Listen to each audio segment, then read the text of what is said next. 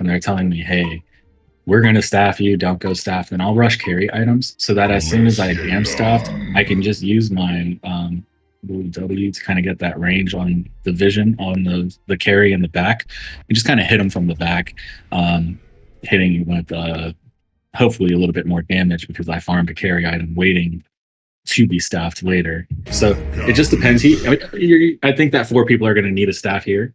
So 2 people are probably going to rush it and get the legacies to boost. Okay. Not sure which heroes are that they're going to, get the staffs, but we'll see what Lona decides to strategizing. Is it everybody but the Thunderbringer that needs the staff, or Yeah, who is the? So. Oh, okay. Just want to make sure I followed that correctly. I know Master Staff is incredibly strong, and then the rest are also quite good as well. So last pick for Legion was the Arachna, and I've only seen Arachna once so far, and it was not very good. So what's your take on the Arachna last pick here for Legion? So Arachna is a very solo target pick, really good at picking off one target at a time. But if he can get strong and he can be in position behind the Armadon and just take out one and then the next and the next, having that shield in front of him, especially with a bunch of casters creating that space for him, right? It's going to be very hard for them to kind of PK on top of him. Maybe Behe could get to him, but it's going to be hard to PK on top of him. And once he's level 4, he can also unstun himself with his shield, and he can take a lot of that magic damage. So I think in this game that he's actually a very strong pick against the magic damage that's coming his way, because there's a lot of it coming from Pulverman as well. So a lot of people don't like Arachna in mid-wars, but I've found him to be very strong and have gotten an immortal with him plenty of times, and I'm hoping to see some good action here at this level. Okay, no, that's good. So what items does he look to build into? Is it like your traditional like agility carry goes for early knuckles and then some kind of right click style item? Yeah, personally, I rush into the knuckles, especially since I already have a slow. However, I can see like Tony Ceremony has gotten the marchers here, which is his preference. But he might just go into the agility boots and then go into different agility items, which a lot of carries may tend to do. They may just skip the brass knuckles. However, I noticed early game, like brass knuckles on an agility carry can be quite powerful and will give you the damage you need to get those last hits to help you scale early and keep that advantage. So it just depends on each player preference. Some people like speed and agility. Other people like damage and last hitting at the right time. And I'm assuming that Lona is going to go with the brass knuckles and that Tony Ceremony is going to go with the agility. But we'll see. Either way, it won't matter. It just depends on the player's play style. So late game, they're both going to be in a position where they're going to have lots of agility items, and we'll probably end up seeing this thing. Okay, there's a nice counter word coming out from Legion on their high ground here. They spotted out that ward, which was giving information on the hill. We have a fight for the top rune. It's going to spawn haste. It's going to get denied, maybe. Got some counter pressure from both sides. No commitments anywhere just yet. Newerth going to go take that Barracks bounty rune. Oh, which team do you think is going to get bloodlust? That's a great question. You got a 50-50 chance on the Hellbound side, because there's Moa stun, a Behe stun, a Voodoo stun, and an Andro stun. I'm thinking that they're going to, as soon as one player gets out of position, that that Lona's going to have the communication to be able to get that first bet, in my opinion. But we'll see. Okay, I'm going to ask you an even tougher question. Which hero is going to get bloodlusted? So, by the one that it looks like they're standing out of position the most, I would say between Defiler or Kinesis. If it's up top, probably Kinesis, but it looks like Defiler. Okay. Oh, Alonia is getting caught here but they're not going to follow. Alright, so we're going to go with Defiler or Kinesis gets first blood in this game. Alright, well, not too much happening just yet. Level 6 is maybe a little bit more important for Hellborn, I would say. Armadon one's not too impactful. I guess the Arachno one's pretty important. They do have an Alonia again, so I wonder if they're going to do the same strat they did last time and kind of go up early and start farming like level 6. Oh yeah, that's a good point actually. Is that something that's really common, by the way, that one player will farm the jungle camp? Yeah, I mean, as you get into the higher levels, because there's only one camp. Oh, there's a team fight going on. Oh, here we go. Armadani gets the heal with the mana battery. He's the lowest guy right now. Yeah, what? A lot of harass. The curse is really like doing a lot of work, surprisingly, because the Thunderbird is able to stack on top with that harass. And so keeping Legion low, they're having to retreat back, giving Hellborn a little bit more experience here. But to answer your question, yeah, as you get into more of the later games, you'll notice that because they're at a lower low. Tyler is going to get first blood. A great prediction, Gucci. That was spot on. I mean, he's just a little out of position, right? He's just a little in front of Armadon. When he has a tank, he's not using it, right? So he's looking to get picked. He's just saying, hey, stun me first. So that's definitely did a better job than Sate would do on these first blood predictions. He's almost never right, so. Thunderbringer in trouble. Thunderbringer's gonna get slowed down here. He's got 200 movement speed. Only Arachna's gonna go down first, though, but Thunderbringer also goes down. The slows are coming in from Alonia.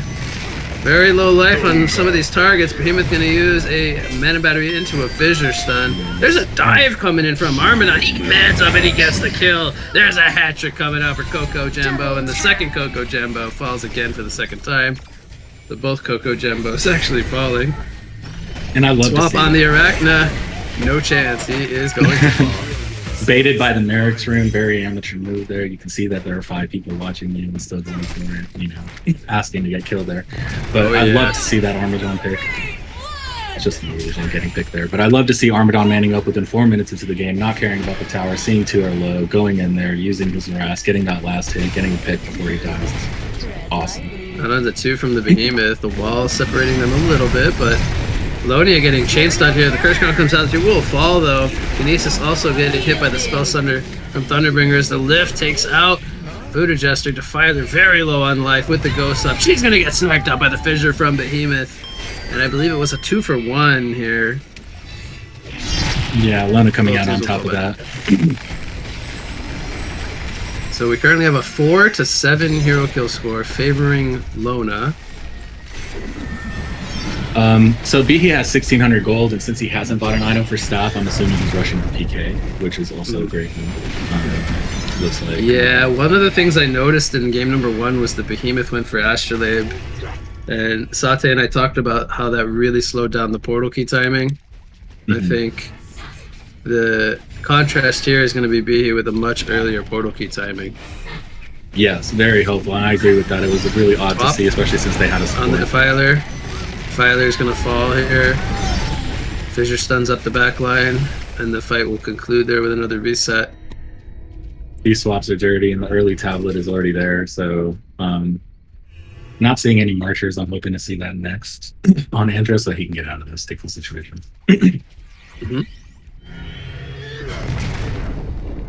So Master of Arms has 3 charges on his Knuckles with Ghost Marchers picked up. Arachna has no charges just yet.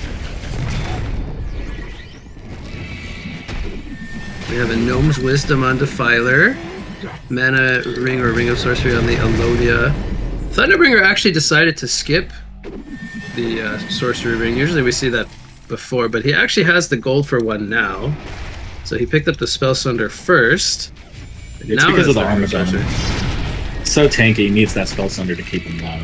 We had You'll notice that because the score is now 4-8, that Legion's having a much harder time going top and farming, right? And so Hellborn just warded top, they're prepared. Now, if Legion even tries to get that farm with Lemia, they're not going to be able to, and hopefully now Hellborn has the opportunity to stack for their Moa to get those creeps to that's a good point. And also now they have a DD rune on the Master of Arms for another 30 seconds, so I have to imagine this is a good time. maybe for Hellborn to take a fight. They could also just wait for the Behe Blink, which is in 100 gold, and that's a pretty... They're trying to give him the last hits, I noticed here. He's really close. He's one more.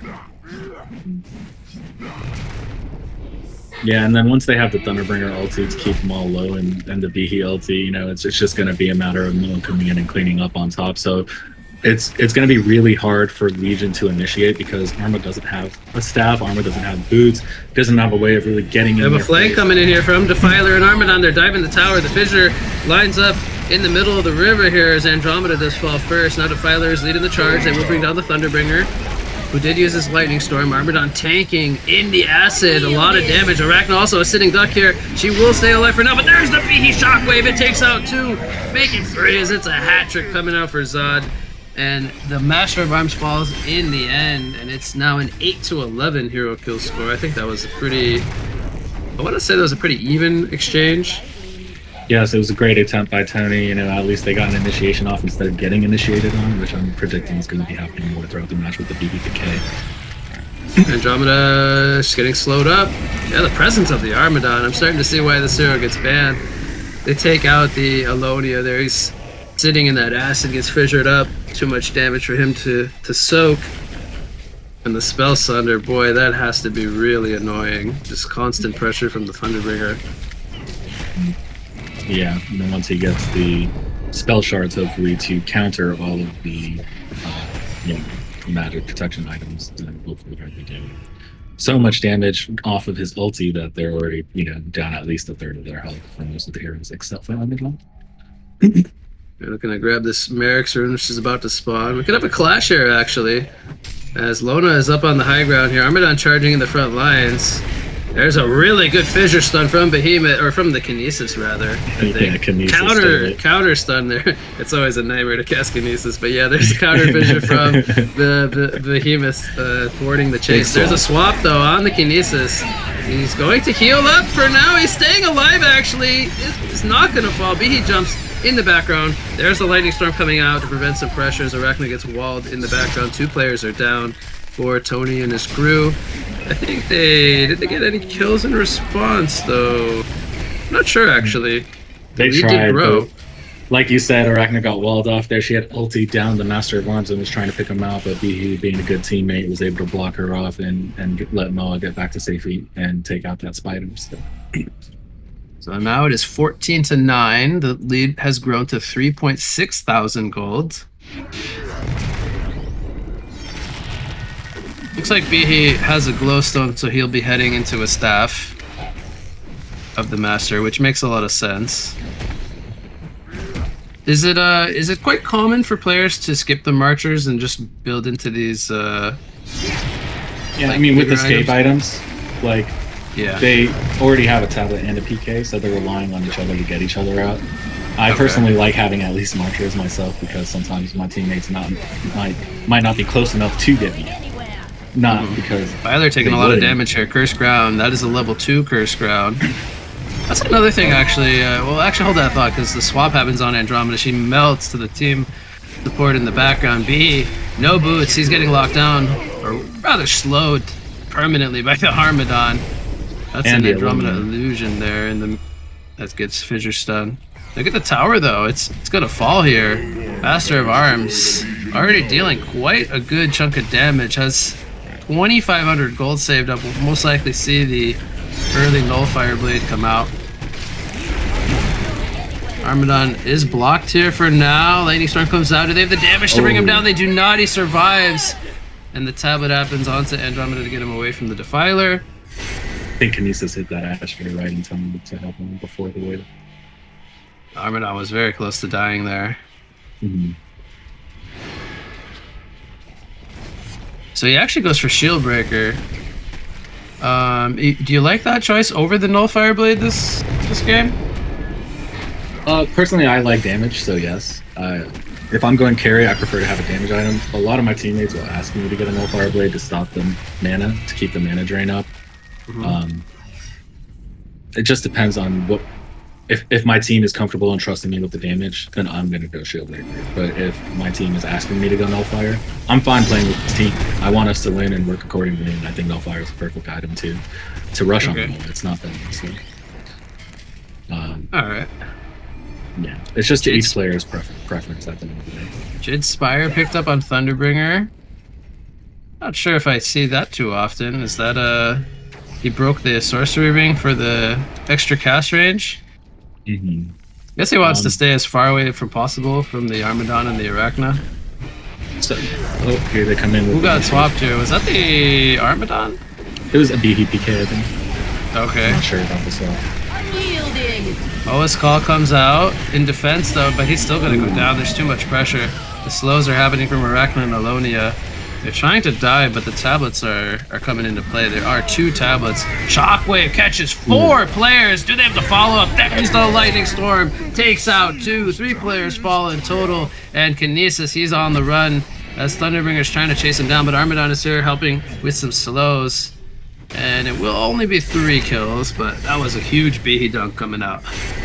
Yeah, amazing initiations by Behe there. Great follow-up by Thunderbringer and the rest of the team to do that huge burst damage and just clean up a little bit there, forcing Legion to kind of retreat back a little bit and hold tower. This is going to give them a lot of space to do things like ward top, stack, take calm, and Legion's going to kind of be stuck in a position where they have to figure out how to ward, how to pick off people and initiate without having a tower.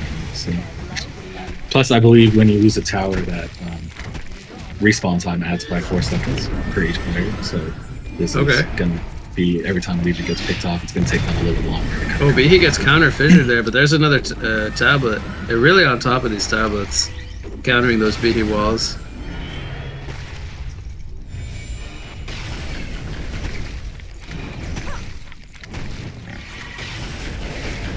Behe looking for an initiation here. Yeah, he doesn't have Shockwave though. The Filer's gonna get bursted down immediately, but she did pop her ultimate. He's gonna TP away from the Arachna here. But Kinesis lifts him, and he will go down. Yeah, he's annoyed by that. Kinesis using the ulti to stop the TP actively. Yeah, that was a little bit bold by Behe to try to TP in the face of Kinesis there. I mean, he also had a tablet, I believe, so odds of that working out were, I would say, very slim, but still went for it. Almost has staff, by the way. He needs about 70 gold more to finish that staff. Yeah. So, Arachna, I think, did end up going to Brass Knuckles, but maybe after the boost? Oh, look at that Voodoo stun. Bounces between Kinesis and Armadon, perma-stunning them both. Kinesis takes heavy pressure, but she's going to heal up with the shield. Armadon soaking the damage in the front lines. This curse grounded, though, and Kinesis does fall. And now the team support trying to chase her as Lona's resetting, and the Master's Call comes out on the Thunderbringer. Counter Fissure comes in from the Behemoth, stunning up 3. They will bring down 2, and 3 go down. Only Thunderbringer falls in response, and it's a 4-for-1 fight. Yeah, there's just too much initiation and stun lock here on Poker, so look at that swap on the Kinesis. He just rejoined the party. He might be fine for now, actually, or, well, Master of Arms is here with some Reichwitz, but he's forced to fall back. Alonia is probably going to take him out here. The slows are too much. Armadon charging, and he wants this Voodoo Jester kill. He pops the barrier rattle. He's diving the tower. The Fissure, though, stuns 3 in the back. It's Armadon chasing by himself versus 3. Astrolabe comes out on the Voodoo Jester, and the Armadon will fall, so the dive is not successful. Meanwhile, the Arachna Spider takes out Thunderbringer. It's a double tap. But Behe leaps up the cliff with his brand new Staff of the Master, and he will be fine for now. Filer getting stunned up here. She's taking so much damage here. She's going to most likely fall. Thunderbringer gets the blast there. Legion is so scattered on the dive. Arma was chasing one hero. Arachna was chasing a different hero. Defiler was chasing another hero on top of the hill. Like, have some synergy and call a target. Say, hey, I'm going for Moa. And then everybody hop on Moa. Like, this is a 5v5 game. You guys are in the same channel. You should be talking and not chasing and scrapping like that, especially behind the tower. You're just giving them free picks at that point, and now they're just stacked. Yeah, and I mean, like you pointed out, it's definitely kind of impacted the golden experience quite a lot. We see the largest lead of the game now for Lona. It's an 11,000 gold lead. He gets the illusion rune here. The tablet, not the best, but they're delaying the fight long enough for Behe to fly out. Swap comes in on the Kinesis. Lightning Storm in the background. A lot of pressure coming in. It's going to be 1-0, and again, another reset from Lona, so No kills coming out for Tony and his crew. Looks like Lona's trying to take advantage of this and take Kong, or at least get ready to take Kong and send that vision. Mm-hmm. Jock Shards level 3 on Thunderbringer. What's so Moa's next item going to be? Sorry, whose? What's Master's next item going to be? Oh, cheating. He just bought a Mighty Blade. Probably going to be Shrunken Head then. Yeah. You like that pick? Bet. Yeah, it's a safe bet. I mean, it's... Legion is split here, 2-3. Lona is grouped up as 5. Rachna getting initiated on. Oh, huge damage coming in from the team support. Loni absolute 0 landing only on the Thunderbringer. He gets lifted. He will fall. And Armadon is now in the front lines on the Master of Arms, and he will fall. The Voodoo Jester ultimate, though, going to be stopped. As, by the way, Bihi did staff the Master of Arms prior to this fight. Behemoth takes out the Kinesis. The Filer's still alive with the Ghost, but very low on life. Gonna heal here in 3 seconds to full life. And so this is where you see Arma really start to take a huge presence here, and he's really like the last hope for Legion at this point. After he gets staffed, he's gonna be falls. Yep. The only one that can go in and kind of take these carries out. And Bihi seems to be scared of him when he goes in to take the carries out. Bihi doesn't seem to want to initiate on him. In fact, Bihi focuses on everyone behind Arma and tries to keep them out of the fight, which is a good thing. But it just, Arma is seeming to be able to grow and might be too much trouble for these carries late game, especially if he gets staffed and if he's able to. Oh, Bihi's going to get spotted here on the Ward of Revelation. Gets tableted, double tableted in fact. It's going to cost them Thunderbringer. Bihi jumps in, that's a fucking shot! Only did actually 4 men, he didn't catch Armadon, but the damage was done. Moa is now here with the right clicks. He's gonna fall, but he gets a hat trick before. And you can really see Arma starting to scale. Like he's really just, I mean, he's full HP right now after that whole fight. Yeah, I think he just barely avoided the shockwave too. I mean, that was so close to being a 5-man Bihi dunk. Yeah, as well as Lona is playing, you can see I'm obviously very impressed with this one. They're going to try to counter order. Kinesis does lift him, but instantly removes it, and the swap comes out from Andromeda, resetting again the fight as the 5th player was not here. Port comes in from the Voodoo Jester, and they have Ghost up from Defiler, but he's taking heavy pressure from the spells in the background. Like he's gonna regen, he will make his way back. The Filer gets tableted in. Oh no, that is not where you want to be. And he's gonna fall. Fissure blocks off the entire pathing. They get the 2nd kill on the Alonia. Meanwhile, the Acid and the Thunderbringer damage. The whole team all of a sudden disappears. It's like I batted my eyes and Tony and his crew were no more. But do you see what I'm talking about coordination? How they both used the tablet on the same target to pull him out of position, took out the one, and now it was a 5v4 scenario. Plus, huge shout out to Master of Support and Jock Fan for all of the works. Well, the Legion team, I mean, Tony and his crew, they're trying to still bring the fight to them, but Armadon now he's stuck on the high ground. They have one tablet, but it's on cooldown. They're gonna lose both the Armadon and the Defiler. Arachna's gonna fall as well. The thing is Arma is not getting really greedy. Yeah, GG. Yep, that's gonna do it. The score was almost doubled. Lona with flawless execution here in game number 2. We'll take this one. But again, this is the best of 5, so we still have more games to go. Any final thoughts here on game number 2? My good man, Gucci Donut? Yeah, I gotta say MVPs for both teams. I gotta say BE for the Hellborn team. Amazing initiations that game. Was always in those fights, picking off at least 3 people with that PK and those stuns. Like perfect timed ultis that game. And then MVP for Legion would be Armor, for my opinion, because he was always in their face. I do think that he got a little adventurous in the end and was just kind of feeding a little bit. When they had retreated back, they knew like, okay, these guys are about to go Kong, they're about to go top. They should have just warded and waited. Like, wait for one person to go to calm, wait for one person to go top, then be adventurous. Like, you can't go in 5 on 5 when they have double your kills and are